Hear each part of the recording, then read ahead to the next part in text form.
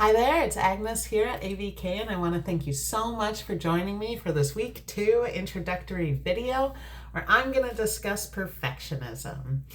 If you're feeling motivated at the end, I encourage you to just jump right on into one of my Work With Me videos as we work together on getting our goals done. Now, perfectionism, it's a double-edged sword.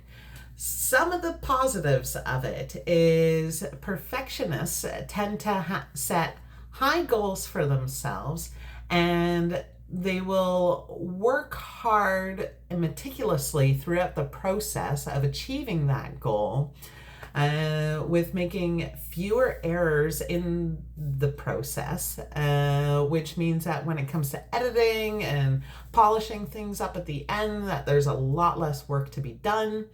They will produce high-level products and become subject matter experts because they want to know that they have got all the bases covered before they release their thing out into the world.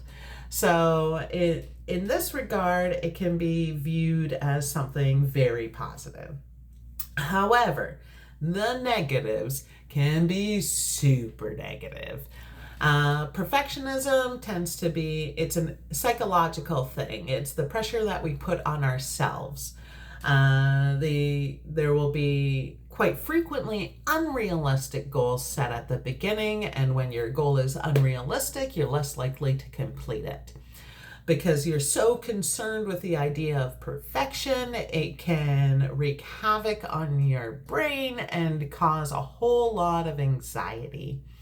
This will lead people to either stop the project after they've started or not even begin because they realize that there's so much work to be done in order to create this idealized, fictional, perfect thing.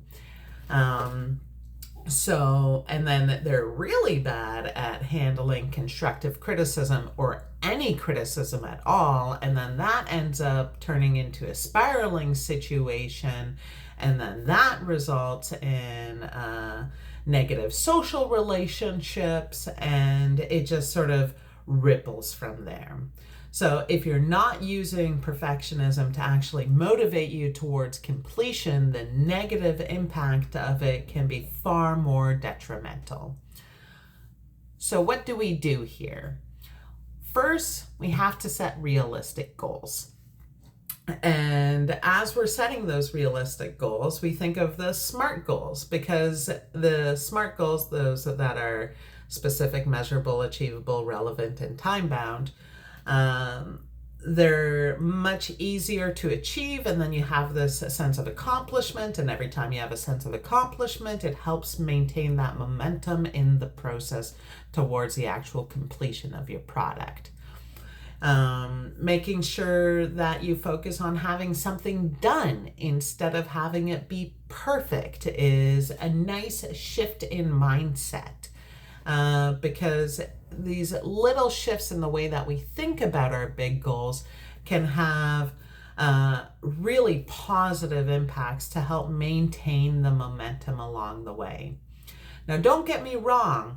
It is important that we all strive for excellence and that we all strive to put out the best version of ourselves. But we also have to realize that the best versions of ourselves include flaws. We are not perfect.